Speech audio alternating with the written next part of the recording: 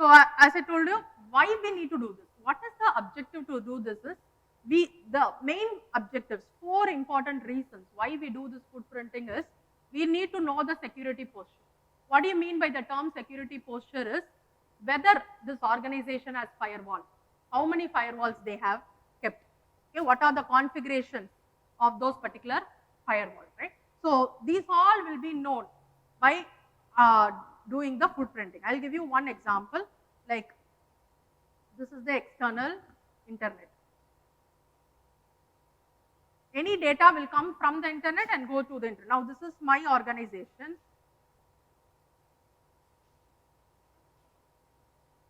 So this is the boundary of my organization. I will definitely keep a firewall here. Yes or no? I will also keep any other security software, antivirus also I can keep. I can also keep an IDS. I can keep multiple devices. Now, when you do a footprinting, I will come to know, okay, there are 3 devices. I need to scan past the devices, right? I will get some idea. So that is about the posture, right? Now, identifying the vulnerabilities, as I told you, right? See whether the firewall is properly configured or not. Is there any vulnerability on the firewall, right? All those I can identify by doing a footprinting, right? And similarly, the topology. Now, if you take the SSN example, assume I told you there are multiple departments. Yes or no? One is CSE, one is IT. Okay, I will find out, okay, what is the network? Okay, these many. There will be some labs in CSE, there will be some labs in IT. So I will try to find out what is the topology of this complete network in SSN. How many labs there are. This is one kind of topology, how they are connected. Where is the main server residing? There will be some main center for every organization from where the data is getting redirected and coming, right? So they will find out where are the routers residing, the gateways. So for CSE or IT, I am giving you some examples, right? So this all topology will be known only when you do the footprinting. The complete structure of the organization you will know when you do the footprinting. Then only we will collect as much information as possible, right? And similarly, now, see, once I know the topology, I can find out where is the weakness. Then I can say, okay, let us attack the department of IT. And now I will come, okay, I will zero down on a particular target area. So after I do the footprinting, I will find out where is the vulnerability. Assume there is a server in IT which has a flaw. Then I will the target area or the attack area will be inside the department of IT. So to find out all these, we need to do the footprinting, right? So next, so I told you 2 types of footprinting. One is passive, another is active. So all logical information. Now if you see this, yeah, see all this information. Do I require any reply from the target for this? I want to know what the partners and clients. I will go to the website, I will Google it, I will find out all this information. Who are the competitors for that particular organization? Okay, what are the products they are currently delivering? Okay, what is their market value of that particular company? Right? What are the job openings? Right? See, this will help to know, okay, I can get inside the organization and also do an attack. Right? So what are the job openings? What are the significant meetings, important meetings? I can also collect all this information from the social media. Like in YouTube, they post lot of videos about a particular company, their new products, right? So these are all examples of passive footprinting or passive reconnaissance. Without the knowledge of the target, you collect lot of information. Now, let us go to the active footprinting, right? So now, assume, how will you know the IP address of a particular organization is? You actually see, if you want to know the name of a particular person, you need to talk to the person and tell what is your name. You collect the name from. So it is like, okay, I talked to this person and collected the details. Same way, you will use lot of tools to collect the domain name, the IP address, the information about a particular person, like their phone numbers, emails, some job information, okay. So these are all can be active information. Sometimes you may collect without the knowledge of the target, but sometimes you may also collect this information with the knowledge of the target. Okay, so that's why I call it as active footprinting. Active footprinting is of two types. One is called as anonymous, that means without revealing your status, without revealing your name, you are collecting some information. Pseudonymous, someone else, you are taking the name of somebody else and getting the information. This is called as pseudonymous. In any way, but in no way you are revealing your details. That's more important, right? So this can be two types of active footprinting. So you will collect all this information from the target. Only when you know all this information, it will be helpful to do the real attack, right? So one example is of getting active footprint is Whois. Have you heard about Whois? Right? You give a particular domain name, it gives you the IP address where this particular website is hosted. Okay. All these information you collected from Whois. Now, Whois is an example of active footprinting because it is actually a database which is stored. You ping to the database and collect the information, right? So these are all some examples of websites which can give you the result of Whois, right? So you can give whoisdomaintools.com. Even in Google, you put Whois, a particular domain name. Google, any domain name you put, you will collect all information about the domain, right? So Whois is a very good way of collecting the domain name registration information to find out who has actually registered this particular domain, right? So this is going to be Whois. Now, detecting live systems, right? See, when I told you active footprinting, you go in a step-by-step manner. What is this step-by-step manner? See, first of all, you should find out what are the ports which are open. What are the services which are running? I gave you an example, right? So the port number 23 is open. So that is going to be a telnet port which is running. And what are the services running? So in the services, in the sense, FTP protocol is working. In that FTP port, some FTP service is running. I'll show you an example, then you will understand what is the service, what is a port. Just make a note of it.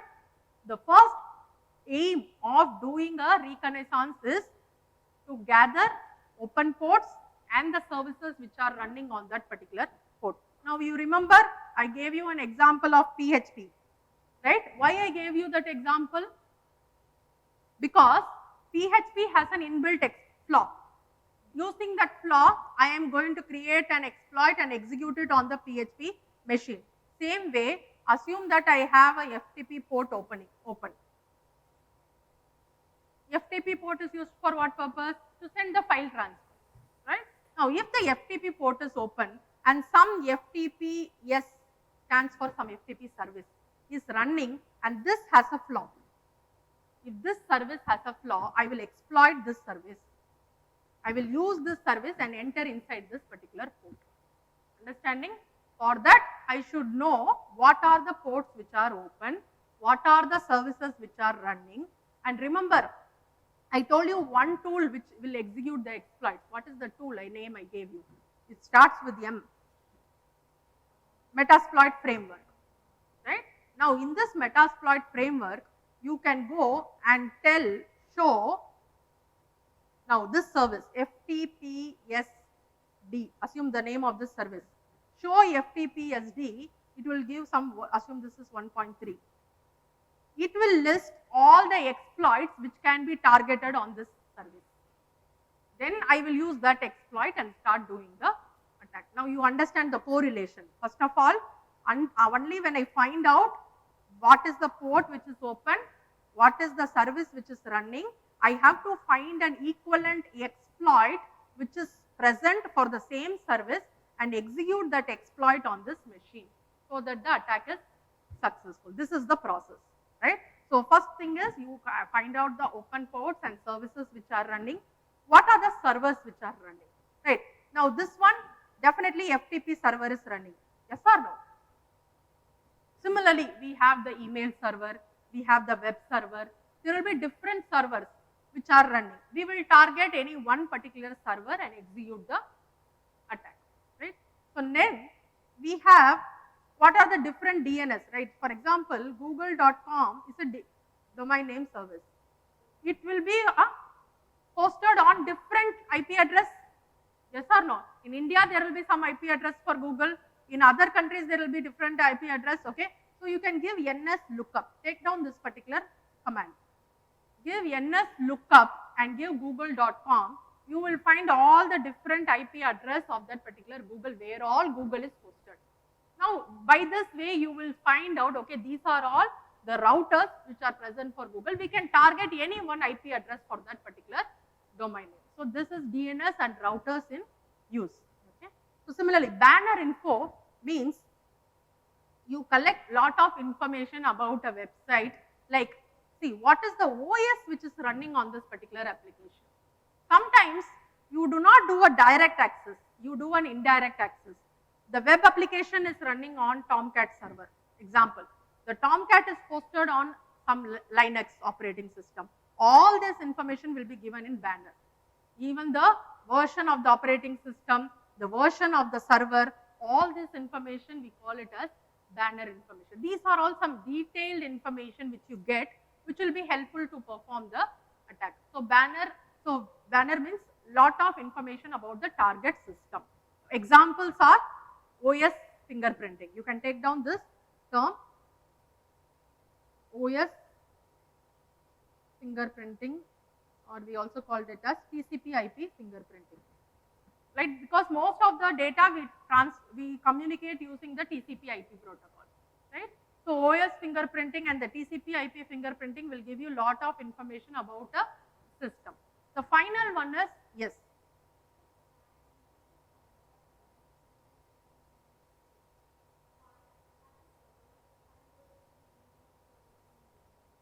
Come again, I am not audible, you are not audible to me.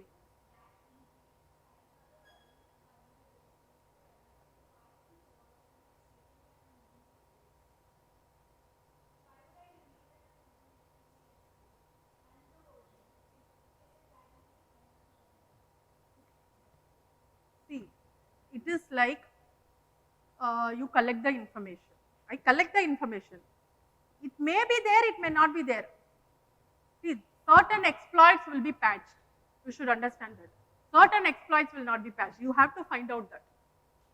Okay, not all exploits will be unpatched. For example, if there is an exploit which was released in 2017, by now this would have been definitely patched. If there is an exploit which released in 2023, it would not have been patched. You have to find that equivalent exploit in this particular MSO. Okay, so it is like some exploit, not all exploits would be unpatched. So sometimes unpatched means it will be able to execute, otherwise it will not be able to execute. This is just the correlation I am giving you. Okay, this is a mechanism to find out what is running, and this is the mechanism to execute the exploit. Until you don't find out what is the service which is running, you cannot find out the equivalent exploit. Okay, so that's the correlation, right? How will you execute an attack? First of all, tell me. You need to know some vulnerability of that particular system, right? So now we are actually checking whether there is a vulnerability on that service. I did not tell that this is a vulnerable service. I did not directly term it as a vulnerable service. I am going and checking here to see whether this is a vulnerable service. If it is a vulnerable service, I will execute the attack. If it is not a vulnerable service, I will not. I will see other ways of doing it. Okay.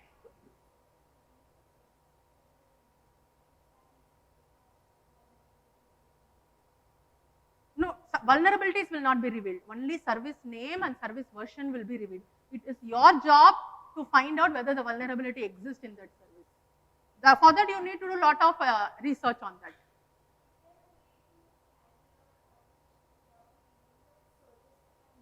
No. This port scanning will reveal all the services which are running. That is the aim of that particular tool. See, like if I cannot, you are asking me to tell, okay, see, I work in India, I will not reveal which part of India I am working. No, you have to reveal which part of India you are working. It's like abrupt information. The tool will definitely go and collect all that information and come. Because I have location tracking, one example, even if you don't reveal information, I am in India, I can find out in which location of India you are. The tool will do that information for me. Right? So it will go and collect the service and come to me and give it to me. So even if you tell don't give the service, by its mechanism, it will tell, see, when something is running, you can find out. That's what I told. When something is down, you cannot find out. This service is running. So it gives you the result. If some service is not running, it will not give you the result. Whichever device is up and whichever service is running, only those results will be captured. So if you tell that I am going to be, see, switch off your system, there will be no cyber attack. Yes or no? Only when you switch on your system, there will be a cyber attack. When you are switching it on, automatically some data will be captured in the internet and that data will be revealed. So as part of that, your service is going to be revealed to the user. Understanding what I am trying to tell, right? So you cannot tell that, okay, services don't reveal, but if you are switching down the service, you are closing the port, it will not be revealed. But you cannot tell that, okay, I will not use internet, I will use laptop. Can anybody tell me that? Nobody can tell you. You will definitely use internet with your own security mechanisms, right? So you will be trying to, the final stage, so this is going to be 1, you do the servers, 3, 4, 5. Spidering a website is like crawling a website. It is also called as website footprinting. Website footprinting means, like again, when this website was posted, what server actually is currently used by this particular website? What are the technologies used in this to develop this website? What are the client-side technologies? What are the server-side technologies? Remember, I gave that example of PHP. Because I know that person has developed this website using PHP, I go and find out whether there is an exploit in that PHP, right? So you reveal some information, I go and check for the vulnerability in that particular programming language, right? So you have to do the crawling. You have to collect lot of information about a website.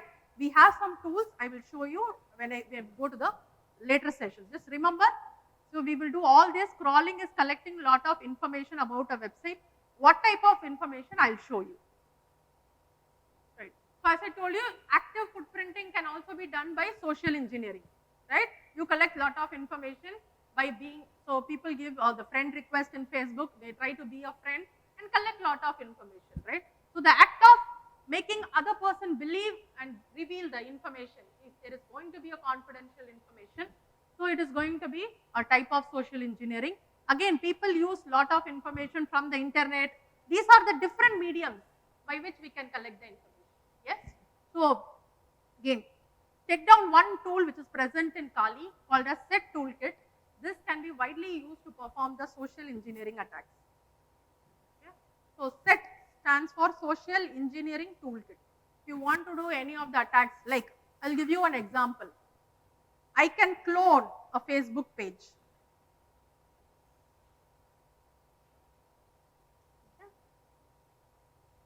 I will create a fake link for this. I will create a link for this and I will send it to you. You will assume that this is a real Facebook page and you will log in with your Facebook credentials.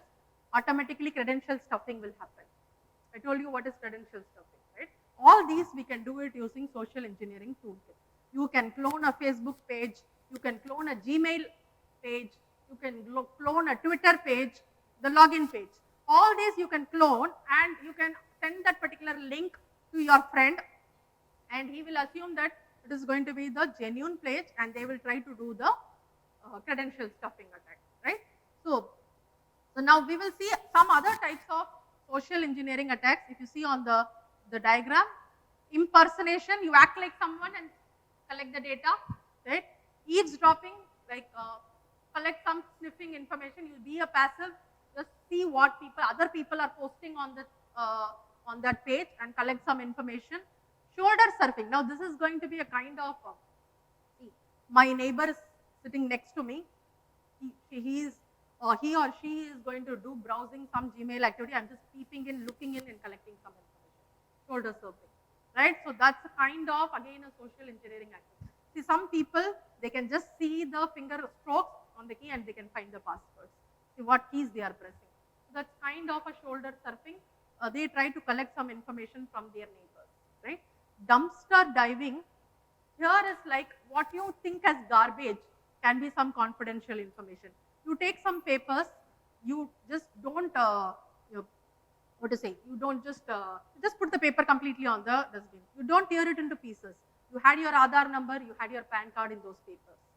Immediately it becomes a confidential information, right? So dumpster diving is where a person who takes the garbage and checks whether there are any confidential information.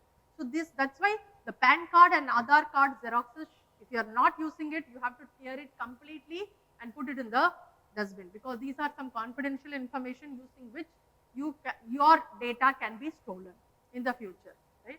So similar third party authorization, right? See, some people, they will assume that I'm in BIT, I am giving some data to other company to do some kind of thesis work for me, right? So they are writing my thesis, they are helping in my grammar for my thesis, and they are asking some login information of my emails or something. So these are all some confidential data. Even for genuine reasons also, you should not give it to the third party people, because we cannot trust them, right? So third party people mostly do in companies, there is something called as auditing. You would have heard about auditing, general auditing, but this is with respect to security auditing. Assume a company like Microsoft, they will have their own auditing people, right? They will do auditing, means they are again doing penetration testing. They are doing the penetration testing and they are checking for the security controls. Assume I am just a startup, I cannot afford for an auditing right now. So I will hire third party people. That time I have to give all the details, right?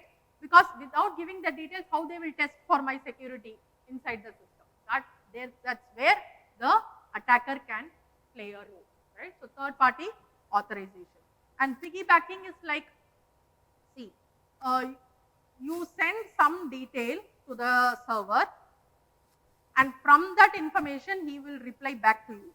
You have sent some information. Using that information, I will start a new conversation. When we do the oral examination for our students, okay? So when we ask a question, the answer they will take from the question itself and give it as the answer for us.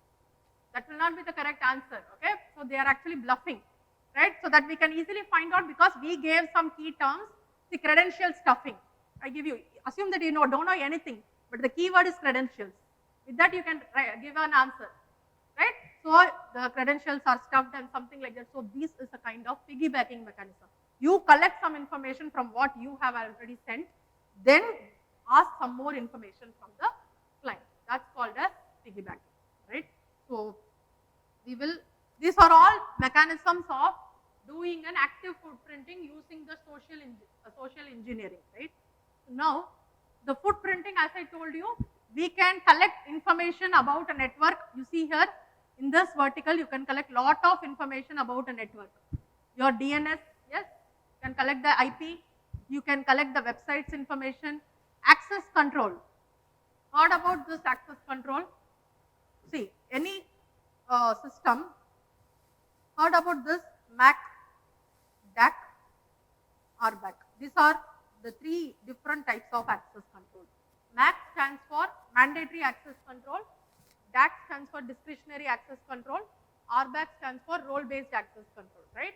So you should find out whether the organization is using what type of access control, and then you will see whether there is any weakness in that particular access control. See, mostly if you take RBAC will be widely used, right? In our organization, we have our own internal portal, okay, for our students and faculty. Every organization will have, right? Based on the role, you will have different privileges, right? Students can see their attendance, students can see their marks, right? That is their privilege. Faculties can post the attendance, faculty can post the marks, edit the marks, update the marks. So if the student tries to do an unauthorized access here, right? So he can easily update the marks, right? So that's why what immediately in our college they did is few years back, okay? Whenever you are updating the mark, immediately an OTP will be sent to your email, okay? Even if you are the same person, okay? So that only when you enter the OTP in a particular box, the mark updation will be allowed. This is a kind of authentication mechanism. So nobody can update the marks directly. You need an authentication mechanism to prove that it is you who are actually updating the marks, right? So these are all access control we have to check in an organization. There will be, what do you mean by VPN? What about it? Virtual private network. It is again an encrypted channel between the client and the server. Okay, you have the VPN channel. You will be using some encryption algorithms, right? So for example, you can use the IPsec. It's a very popular algorithm which we use on the VPN channel, right? You will be sending the data from the client to the server, and you will see how secure are the endpoints. These are the two endpoints of the client and the server. How robust they are, you can check. Right? Similarly, firewall vendors. See, now this ACM is being sponsored by Cisco. They are the leaders in security devices. Right? Cisco have their own devices for firewalls and endpoint security appliance. There are a lot of devices which they have, and believe me, they are specialized in it. Right? So we should know. Okay, a firewall from Cisco means it will definitely be very robust, very sophisticated. Similarly, again, there are other leaders like Palo Alto, you would have heard about it. There are also, please do some homework on what are these companies doing. Palo Alto and FortiGate. They are also leaders in firewalls, and what other products, security products they develop. In our VIT also, we use Cisco products. We use Cisco products for our firewall, for our other kind of endpoint security. We implement the Cisco solutions because they are all leaders. They have very good signatures present inside, and they can try to prevent the cyber attacks in the current era. In the current era, they can. So, and what ideas are there? What protocols are you using? Routing protocols. So I told you, you have lot of protocols. You should use the latest protocols. Otherwise, there is of no use, right? So similarly, we should see analog or VoIP, which phone system we are using, and then you go to the organization. Organization structure. See, usually people will target for attack the CEO, the highest level, right? And below CEO, who are the people who are directly communicating with CEO? Then what is the hierarchy of the organization? How many employees are there in the organization? Who is there in the middle of the organization? Who is there in the top level of the organization? So that you can target them, right? So, and again, there are a lot of tools to find out the websites, okay, the phone numbers. These all you will collect in the online tools we have. Lot of online tools we have to collect the employee information. Assume that a person is working in a particular company, you can get the email ID, you can get the phone number, you can get the location. Nowadays, all those information retrieval is very easy, right? So then you can also see the history in which is working company, the association of that particular, for example, a particular company has a merger with some other company. All those business associations you can come to know using the footprinting, right? Then you have the host. Remember, we discussed about the services running, the operating system information, even the OS version we can find out. What is the version on which this particular application is hosted? We can find out that, right? Then we have the enumerated information. Enumerated information means it's like you want to know how many user accounts are there. For example, you are using a Windows operating system. In my VIT organization, how many current accounts are configured in this Windows operating system? This is a kind of enumerated information. You collect some information about user accounts, user roles. All these we call it as enumerated information, right? And similarly, SNMP. Any idea what is SNMP? SNMP stands for Simple Network Management Protocol, right? This protocol is a widely used protocol to perform the network troubleshooting, the network management. When you do the network troubleshooting and network management, you will collect some information about the routers, about the security devices. You will collect lot of information, right? So, and similarly, users groups. In Linux, you have the different accounts, right? User account. You have the group account. 2 or 3 users can be combined together. They have a group account. All these information we can try to retrieve, right? So then we have, as I told you, nowadays lot of attacks are happening in the mobile. Yes.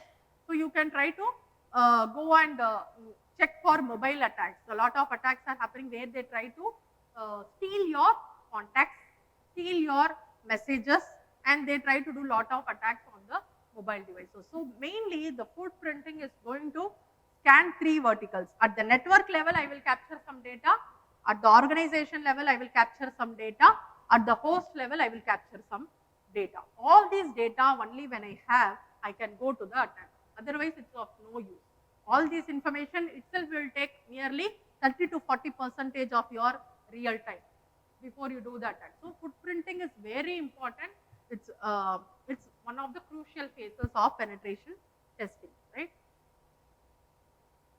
So in footprinting, I told you, like we have website footprinting, right? Website footprinting means what? You collect lot of information about website. So we have some tools to do that. See, you do a web mirroring or website cloning.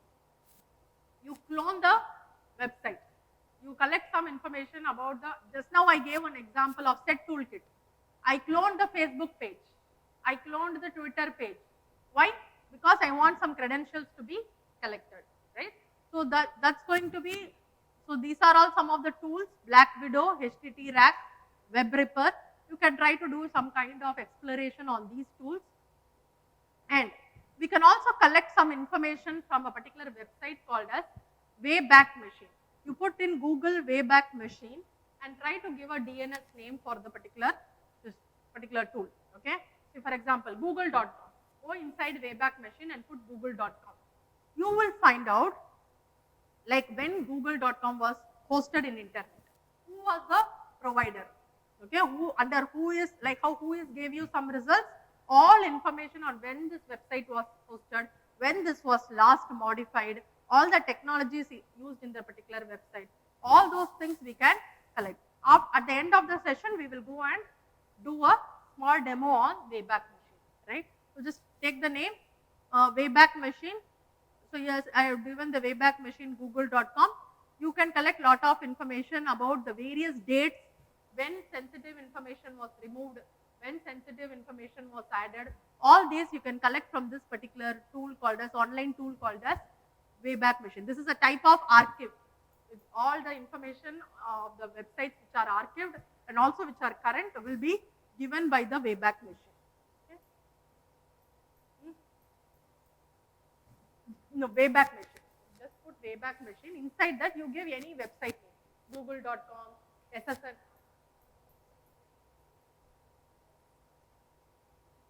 Yeah, website fingerprinting is also coming under website footprinting. Both are same. Yeah, both are same. They are collecting the information about a website, right? So your website footprinting and website fingerprinting both are same. Yes. Similarly, we have email footprinting. Now this is also very important. You remember the first slide which I showed the cybercrime statistics. What is the main attack vector we discussed? Email. Email is one common by which all the attacks are happening, right? So if you see this, email header will show lot of information about what are the servers and where those email servers are residing. This is an important information. We can hack this, right? So what all information will be there in email header? Can you read this? Names, to address, from address, the IP, the mail timestamps, the authentication mechanism. You would have heard about the, PGP. What is PGP? Pretty good privacy. These are all some of the email authentication mechanisms we have, right? So what you can do is, so you can use this particular software called as Email Tracker Pro. Is a Windows software. This software, if you install, this will trace your email back to its point of origin. See, some people keep on sending forwarding messages, but you don't know who is the origin of the message. Nowadays, this is happening in WhatsApp. We send lot of fake messages, but we are not able to find out who is the origin of this particular fake message. But in email, we have that facility. Email Tracker Pro, we can try to find out who is the origin of the source point of sending this email messages, right? Similarly, email tracking, as I told you, you can track various bits of information, including the IP address, where it was opened, where it went, all these. So nowadays, even in your mobile phone, if a person sends a message, a normal message, it's not a multimedia message, just a text message if it sends, and you click that particular message, automatically the attacker will know what is the make of your particular model, mobile, okay? When it was bought, all these information the attacker will know. So except iPhones, okay? all Android phones are vulnerable to this particular cyber attack. So even a normal message can, if you click, the attacker will collect lot of information about the owner of the device, right? So we discussed about different types of footprinting. The next important type of footprinting is network footprinting. What are the previous types of footprinting? We have already discussed website and email. We also have network footprinting, right? So under network footprinting, we want to know, see, you have assume you are currently in Chennai. You want to ping a machine, an IP address which is present in somewhere in Singapore, right? So there will be a location or there will be a path which is taken by the packet to reach this particular DNS which resides in Singapore, right? So that we can find out using a particular command called as trace route. Okay, so this trace route is a very good command which you can even use it in your command prompt of Windows and find out what is the path which is taken by your packet to reach the destination. Okay? So you give ping. You heard about ping. You ping a particular IP address, right? So again, you want to know what is the path which is taken by that particular client to reach the server. So trace route, I stands for ICMP here, and you may give this is optional, but this is the website which you want to ping. You want to reach this particular website, okay? So now you see the output of this in the right corner, trace route to nsa.government. Now it is the IP address of this particular website. 30 hops. It will take at least 30 hops to reach that particular server. How many packets I am transferring? 60 byte packets I am transferring, right? And if you see here 1 to 30, it will show all the hops, the intermediate hops until it reaches the destination. And it will finally tell how many milliseconds it took to reach the packet to the destination. So this is a kind of what? Network footprinting. You try to find out the path which has been taken by the packet to reach from the client to the destination. This a network footprint is actually established, right? So trace route is going to use ICMP in Windows, okay? So this, as I told, you can go to the command prompt and give the command trace route, and you can try to find out, right? So it is very good for identifying whether there is any firewall on the server side, okay? And the path which is being taken. For both these purpose, we use this. So IP address which you give are usually you use the ARIN IP address terminology, right? So or we can also use the RIPE terminology to because that's a class the addressing modes, because networks all of you would have studied, right? So the addressing is basically coming from the ARIN methodology, right? Now we will see some other tools which you can use to do the website footprinting. So as I told already, I have talked about MSF, Metasploit framework. You are already aware about it. You also have other tools called as Recon NG. This is again available inside Kali Linux, right? Harvester, it is also again available. Sublister, these are available. Okay, Multigo is very popular tool to do the digital forensics or digital footprint of a particular person. For example, you give the IP address, it will create a tree-like graph and find out where actually the source of that particular IP address is. For example, so for Google, remember I told you there is some IP address for Google, all its neighboring, all its servers, wherever it is hosted, all those information will be represented in a tree-like or a graph-like structure. It is easy to visualize. So that's the purpose of using this Multigo. You also have social engineering framework. Remember I told the SET toolkit, similar to that we have social engineering framework. We have web-based recon, right? Again, we can do web-based reconnaissance. So you can take down, I will give you some links towards the end of the session where we can do web-based reconnaissance. Okay. So now you take down this particular tool. Again, I will discuss this when we go towards the demo. Netcraft. Netcraft, you can give Netcraft in Google. Go to the official website of Netcraft. You need to create a site report. This is mainly used to, what type of footprinting are we talking about? Website footprinting. To collect lot of information about a website, you go to this particular website, Netcraft, it will give you all the information about the IP address, the provider, right? So even the server side technologies, the client side technologies, which is the service provider, okay, even the ISP information, it is posted on which service provider, all this information will be given to you if you use this particular Netcraft. It also comes as an extension. You can also install this extension on your browser so that you know whether what the details of that particular website, you can get it, right? So what all information you will get, see here, what all I told, the background of the website, the network related information. Remember I told you the protocols information also will be coming, SSL, TLS information. When this particular website was posted, when it was posted on the internet, when it was last modified, all this information. Similarly, some policies will be there. Every website will have some policies. All this information, and this is very important. Web trackers. You will have the server side technologies, the client side technologies, the content delivery network, whether you are using Google CDN, from where you are collecting the information, okay. People usually don't keep their website static. They usually have dynamic mechanisms. They integrate with Google or any other cloud service providers for content delivery, right? And similarly, CMS, content management systems, mainly to update the information in the website, they will use CMS. Popular CMS are WordPress and Joomla. These are some of the popular content management systems. If you are not aware, you can do an exploration of what is CDN, what is CMS.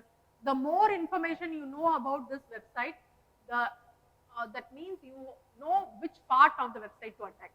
That's it, right? So are we going to attack the CDN? Are we going to attack the CMS? Because we cannot find out, remember in footprinting, we should find out the attack area. We should find out where we are actually going to attack in the website. Sometimes, see, now assume that you have some, okay, assume ssn.in is going to be the home page of the SSN website. People will not directly attack on the home page because it will be very secure. They will go on crawl and go to the sublinks of the particular web page and see where all vulnerabilities exist, because security will be definitely more in the home page of the website. So that's where we call it as crawling. Crawling and going to the sublinks and finding out some more information to attack, right? So again, see, they will use some web statistics like web analytics collection. They will integrate with Google and they will try to do some kind of statistical information. So all these, make a note of it. The particular online tool is called as Netcraft. You can give it in Google and you can collect information. Okay. One more popular tool, very similar to Google search engine, is Shodan. Take the name, okay, Shodan. If you type, I will advise each one of you create an account in Shodan and then do lot of searching in your tool, okay. So Shodan is not similar to Google. It is called as a web crawler, mainly to collect lot of information about the servers, the camera, the printers, the routers, and these are all information I want to collect, because these, if I collect this is going to be footprinting, yes or no, right? So you see here, Shodan works with filters. For example, if I give city Chennai, in Chennai where all some port is open, if I give port 139 and city Chennai, where all Chennai devices have the port 139 open will all be listed to me as out, right? So similarly, country, if I give country IND and give city Chennai, then it will give me the list of devices which are present in that particular device for a particular search, right? Geo, geo means the coordinates. You can give the latitude and the longitude and collect some information. Then you can give the host name. See, a host name Cisco. I want all Cisco devices to be known to me. So I will give the host name. Similarly, net. Okay, so you want to know based on a particular, this is classless intra-domain routing. You give the IP address and then search, right? And then OS. You want to know how many people in Chennai are using the Windows operating system on a particular platform, right? So then you can give the OS as the keyword. Then you have ports. What ports are actually open? Yes, you can do that, right? So, and then before or after, before this point, what was happening? After this time, what happened on a particular host? So all these are filters. So you have lot of GitHub links. If you give GitHub showdown, you will go and collect lot of information on how to use that website in a proper manner. So you create an account in showdown and try to do lot of searching, scanning, and try to collect some information. See how attackers will use. I will give you one example. They want to know how many CCTV cameras in Chennai are working.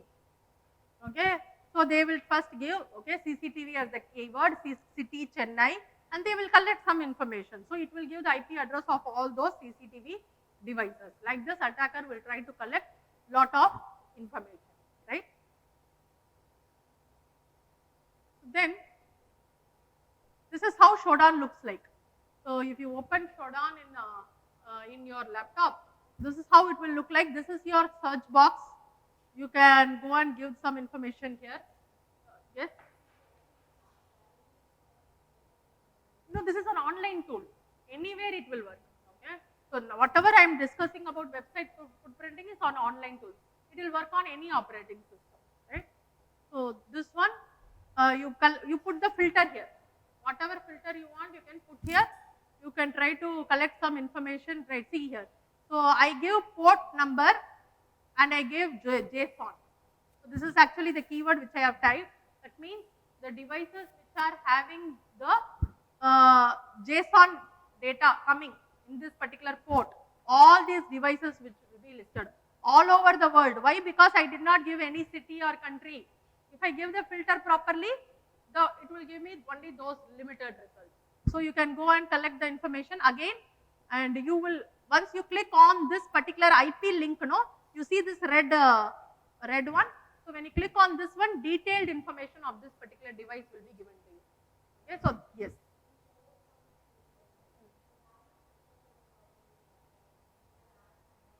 We can, no, only existing filters will work. You cannot customize it. You cannot do it. Okay. So this one you can go where I show you this red click. You can go here and see some additional information. Okay. So one more tool, make a note of it, census. This is also one more tool to do the website footprinting, right? So census, again you can put something in your like what is the, I have given some IP address here. You see here, I want the subnets, okay, subnets of this particular IP address. Those devices alone, it is being shown here. So you see here, this is in Windows operating, it is working on Windows. Okay, what is the port which is open? 80 is the port which is open. What is the server which is working on this particular device? IIS7. Like this, we will collect some information about a particular device. Okay, so here you see, again, even the internet provider, AT&T is a popular internet provider in the US.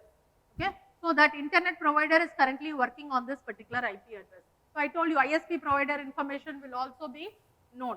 So all this information we can collect using the website footprinting tools, right? So one is showdown, another is census, right?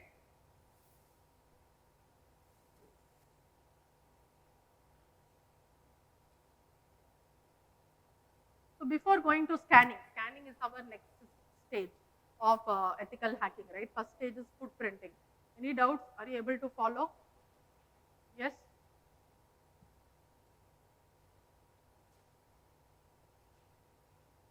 So we will start the scanning. Before that,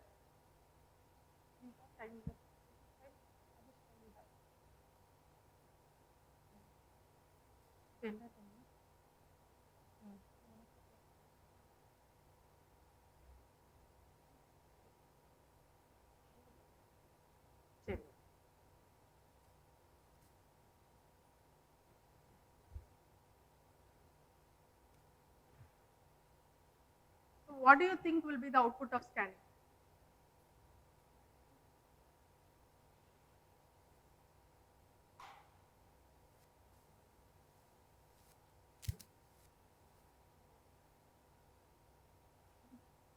Scanning is which stage of ethical hacking? Second stage, right? We have done with the footprinting. The main purpose of scanning is to identify what are the hosts which are running, what are the servers which are running, right? The presence of security devices like routers, firewalls, and any other devices, right? Because I told you what ports are open. So let's see some examples here. Right. So a general network scanning will have three main objectives. The first objective is you want to know, as clearly pointed out by her, only when the device is on, I can do anything with that particular device. So you should first find out whether the device is live, it's running, right? So the server at 192.168.60.31 means the server is currently up and running, right? So this is the first objective of scanning. You want to find out whether your device is running. Then once you find out whether the ports are open or closed. Now for this particular machine, for this particular server, what are the port which are running? It is port number 23. So TCP port 23 telnet is running, right? The third main objective is to identify which vulnerability is existing on the service. Like telnet service is clear text and may have vulnerabilities published. Now what do you mean by this statement? Whenever you have anything in the readable, it is going to be vulnerable to cyber attack. So that's why we use encrypted, right? So FTP or any other protocol, it is advisable you should not send the data in readable text. Otherwise, there may be a vulnerability. So if you say that this is going to be a port, okay, but it is not encrypted, definitely there are some vulnerabilities, right? Now, what we will do is, so you understood what are the three main objectives of doing a scanning, what all you will determine, whether the device is up and running, what are the ports which are running, whether any vulnerability exists on the particular service. These are the three main objectives you will identify. Once you identify this, you should do some kind of port scanning. Now what is port scanning means? See, in some countries, port scanning is prohibited. You cannot come and scan on my system. I will not allow it. Like she told, right? You can identify the service which is running and get my data. But some countries, they allow it. They allow the scanning. So it should be good. It will be good if you get permission before you scan. See, I want to scan your device. Give me permission. That's an ethical way of scanning and collecting the information, right? And next is only scan what you are 100% sure about. If there are some 10 systems, you got permission for 10 systems and now you are scanning for 20 systems. That's not correct. Whatever you are sure about, you scan only for that particular systems, right? Now, understand the concept of open, closed and filtered. So, ports are of three categories. Port can be open, port can be closed, port can be filtered. Open means it allows to send the packet. Closed means I am not working, I am not running, so I am not allowing to send the packet. Filtered means some firewall is present in that port, so it's not allowing to the packet to go inside. So ports can exist in three different states: open, closed and filtered. Okay. Then, so you should understand the TCP flags, right? Any communication is of two types. One is connection oriented, another is connectionless. You use the TCP mechanism, you use the UDP mechanism, right? So when you use the TCP mechanism, you should know what flags are being sent.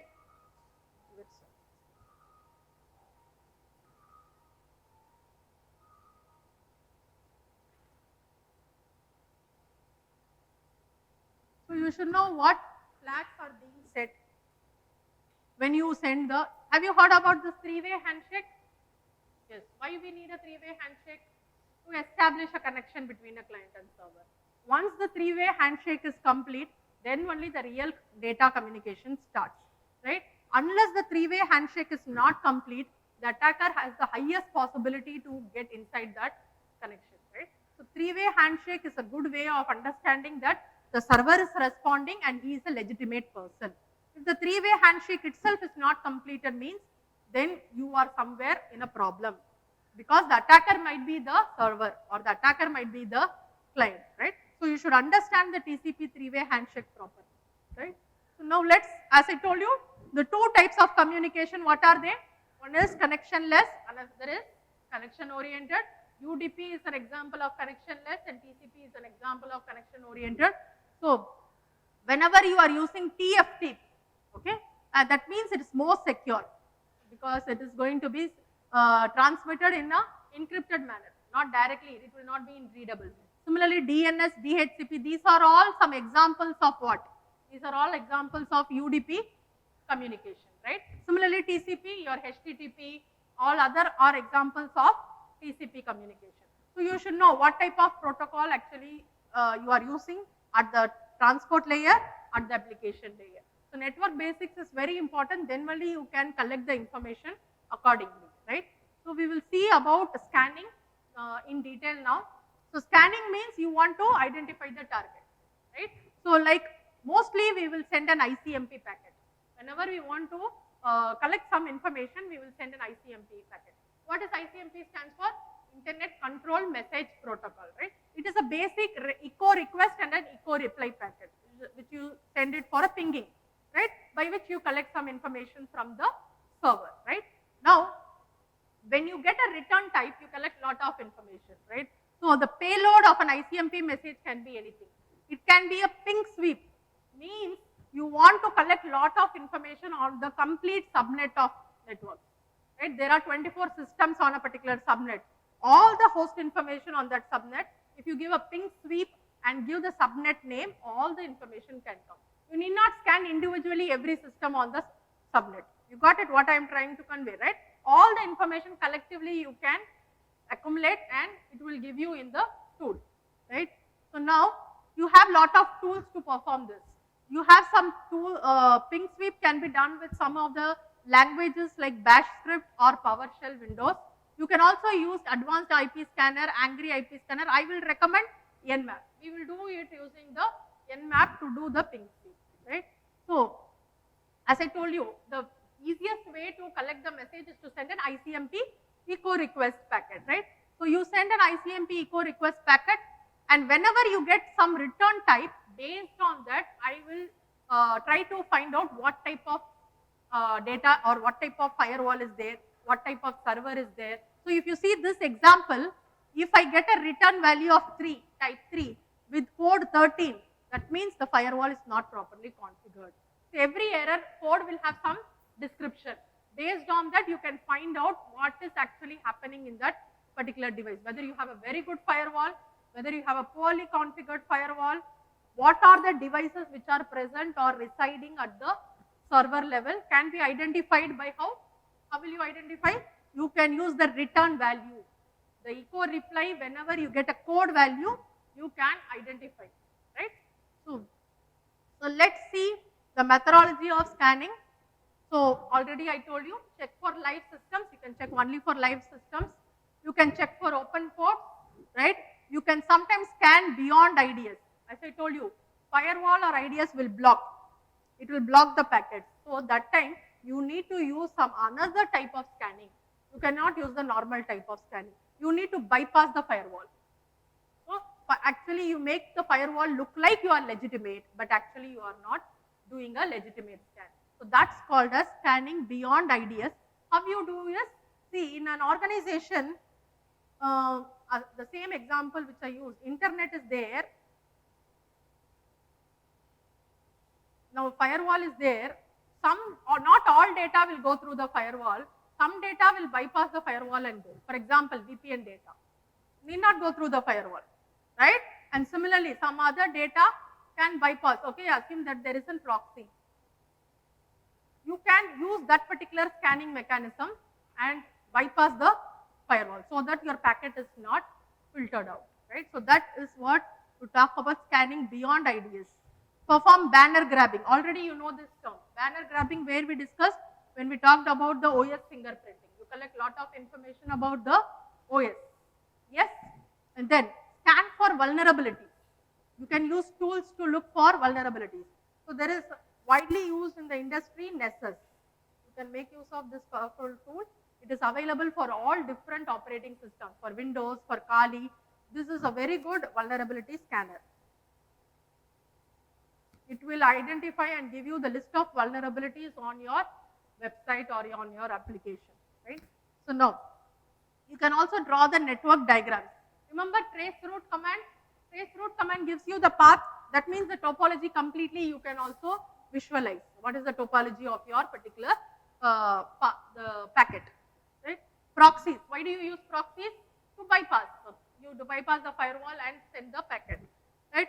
So pen test report, what will be the output of every testing? It will be a report, right? All the findings will be documented in the report and it will be given for the higher officials so that they go through that, right? Now, some of the tools, as I told you, the popular tool is Nmap. We can go with that Nmap.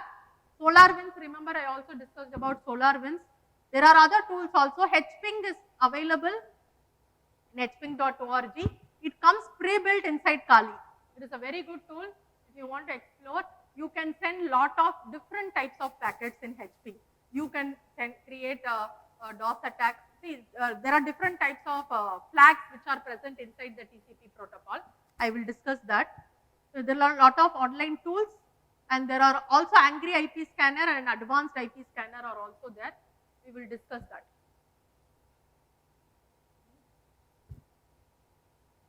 So we will go with the first one. We will go with the Nmap. Now I was discussing about the flags, right? So what do you mean by SYN? SYN stands for synchronizing the sequence number, right? And what does ACK stands for? It is an acknowledgement.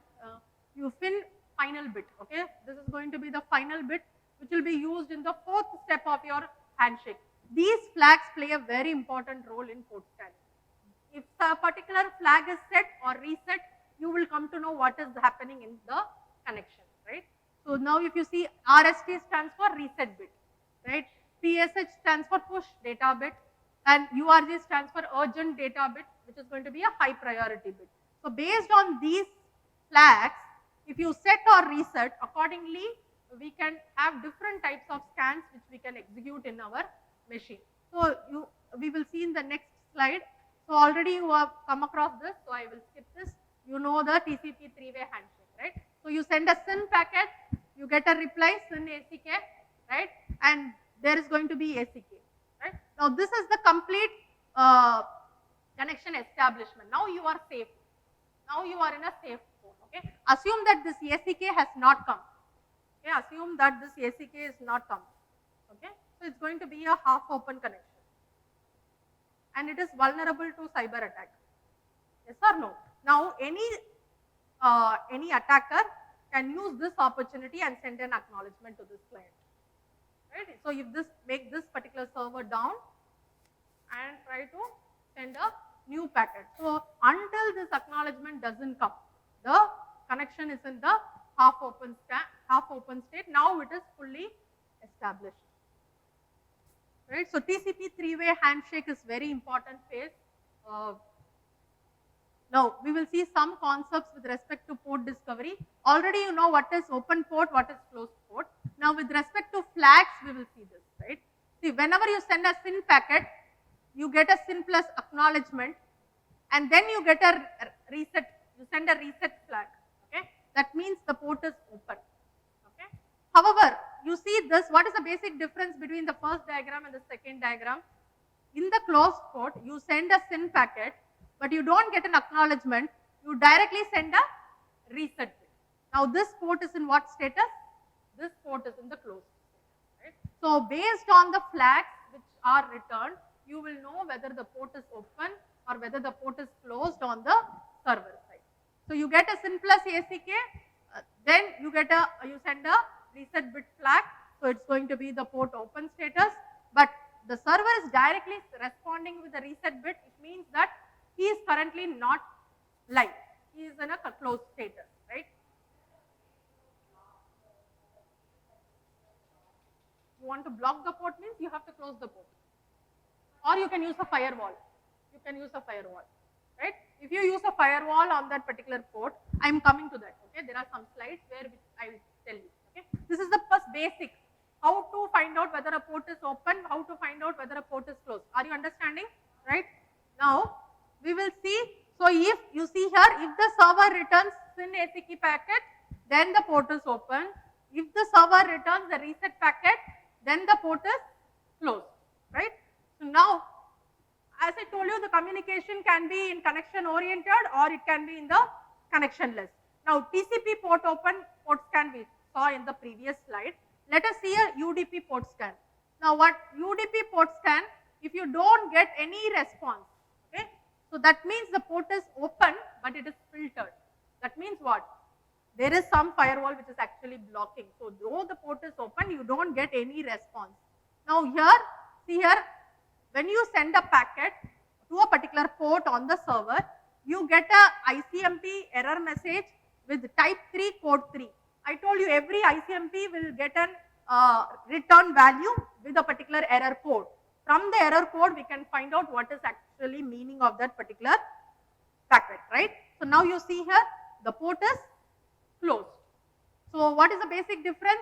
If you get an ICMP error packet, then the port is closed. If you don't get any response, the port is open, but there can be filtered or not filtered. It depends on how strong firewall is sitting on this particular position, right?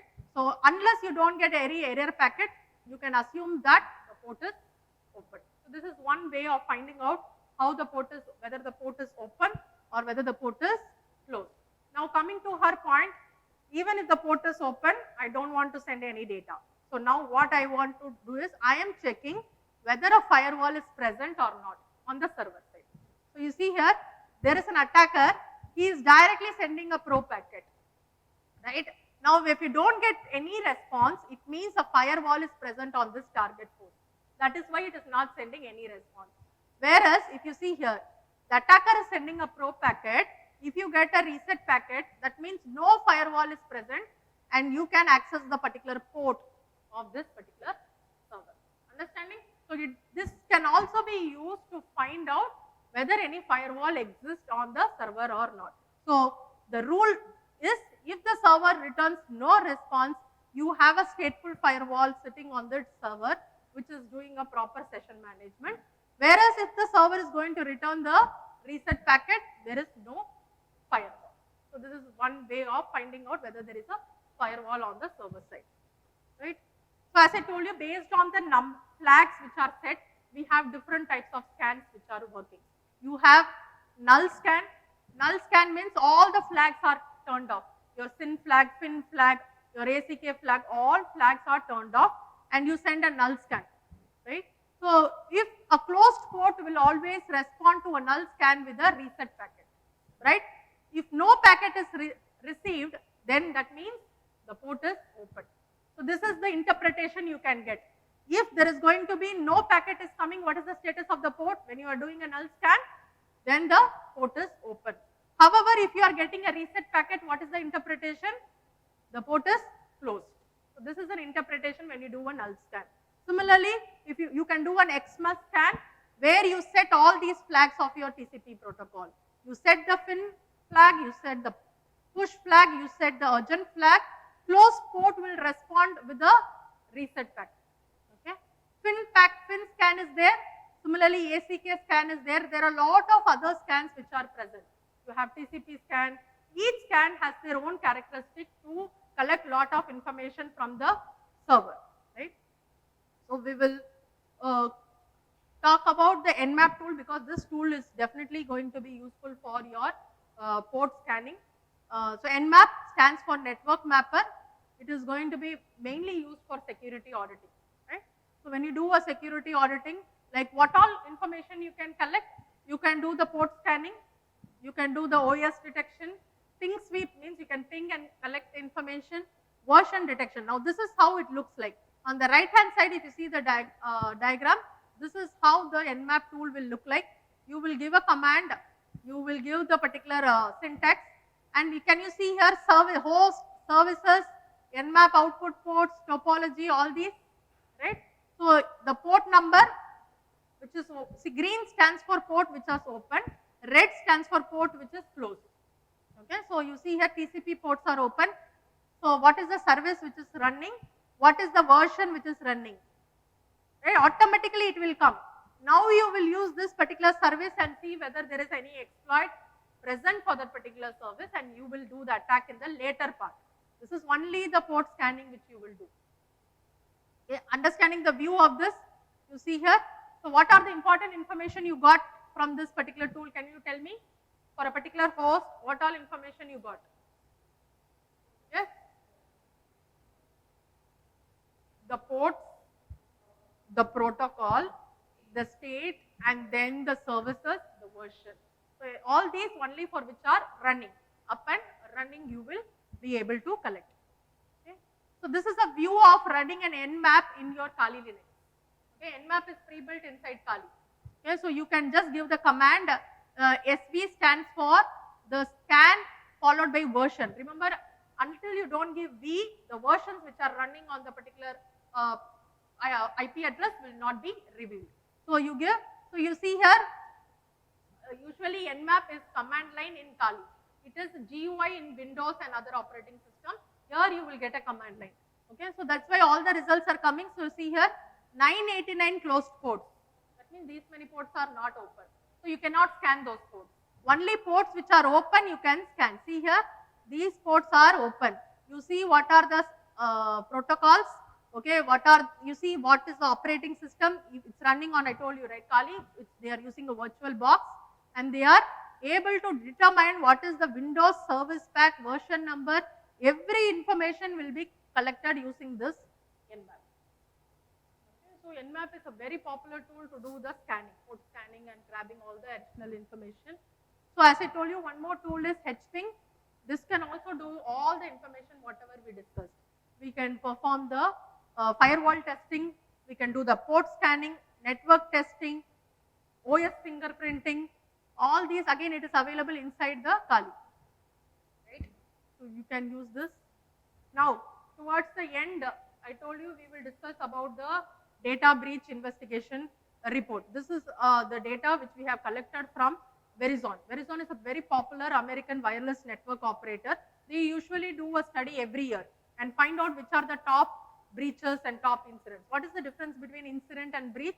We discussed in the beginning of the slide, right? Incident is going to be a precursor, breach is happening after an incident. So we will see some statistics today. See here, so the credential stuffing attack, you know, right? Phishing, you know, exploiting the vulnerabilities, you know, botnets. These are the popular 4 categories in which breaches are happening.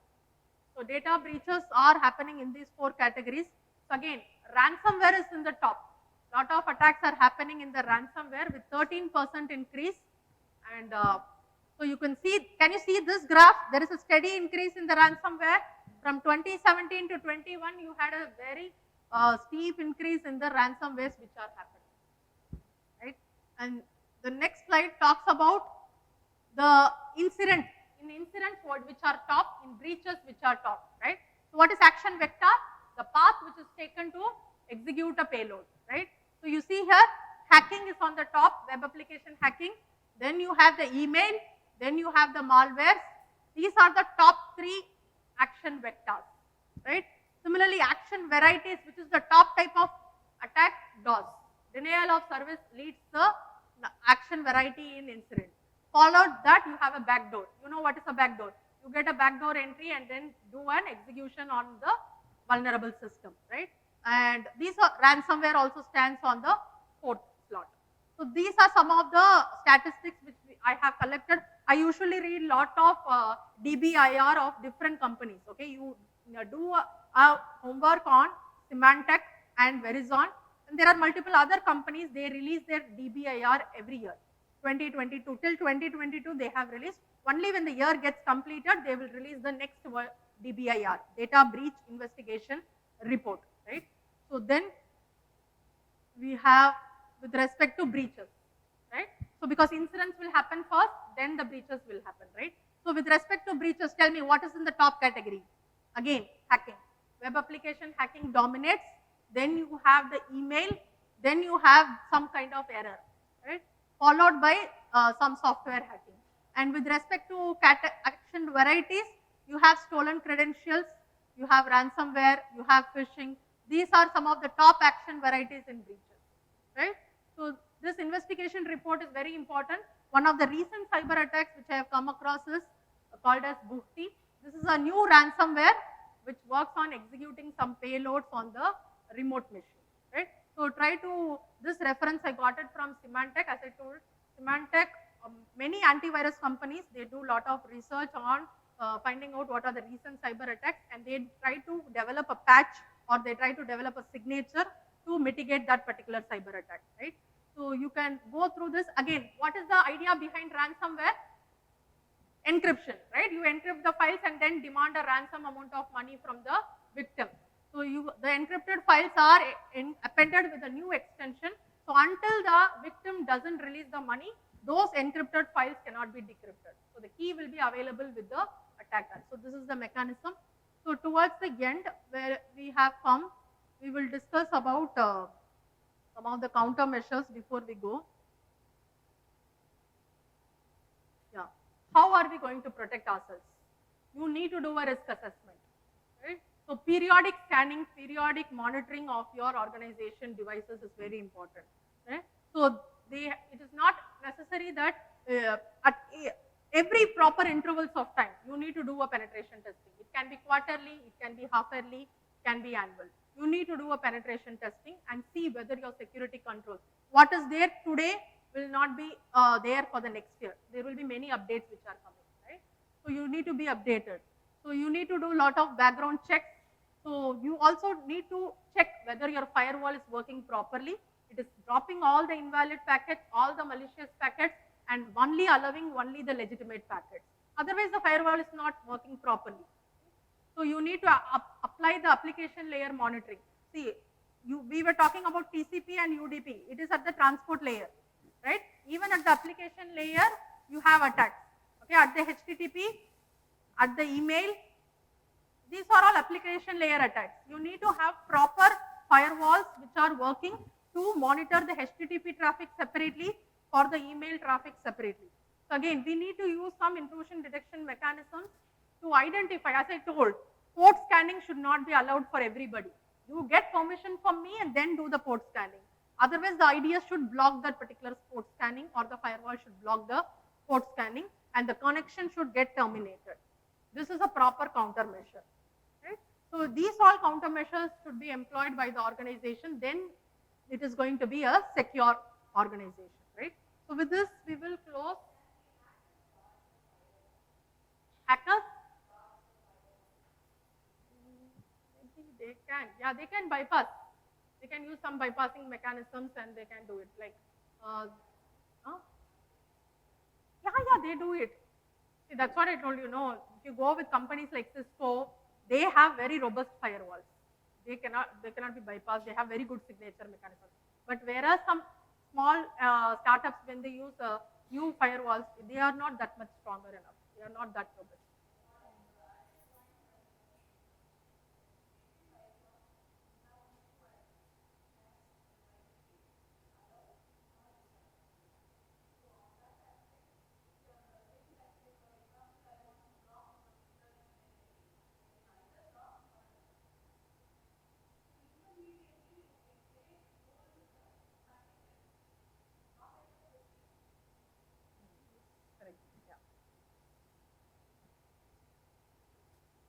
So some of the links I want you to go and do the homework today is, please go and visit this OWASP website.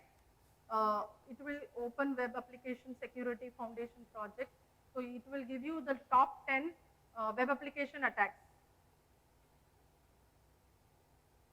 of 2023. You will find out the lot of injection attacks, broken authentication. There are different types of vulnerabilities. And remember, we discussed one methodology called as CKC, Cyber Kill Chain methodology. Similar to that, there is another methodology called as MITRE. This website also gives you the step-by-step how from reconnaissance we can achieve our objective, right? Go and collect the information about the target. And remember, I have talked about lot of online tools, right? Those tools are available inside this ocenframework.com.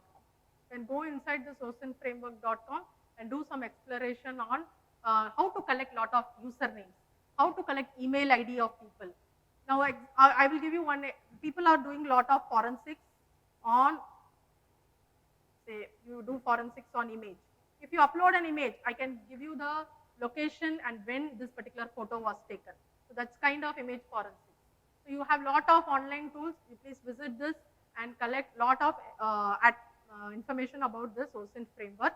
Application.security, we discussed lot of application attacks like SQL injection, cross-site scripting, credential stuffing, phishing, all we have discussed. You can do a simulation in this particular link. it will give you a look and feel of how a real attack happens. Step by step, it will guide you. You can create an account first, like how you do for Shodan. Create an account for application.security and try to work on all these simple web application attacks, right? cve.mitri.org and cwe.mitri.org is about the databases, the vulnerability databases. Like she was asking about, like, how do you know whether there is a vulnerability which exists for a particular service on a particular machine on a particular operating system. So you can give a particular attack like SQL injection. You give the code, it will go inside and give you the list of all SQL injections which have currently happened till 2023 on particular device. If you are targeting the PHP device, you are targeting the Tomcat server.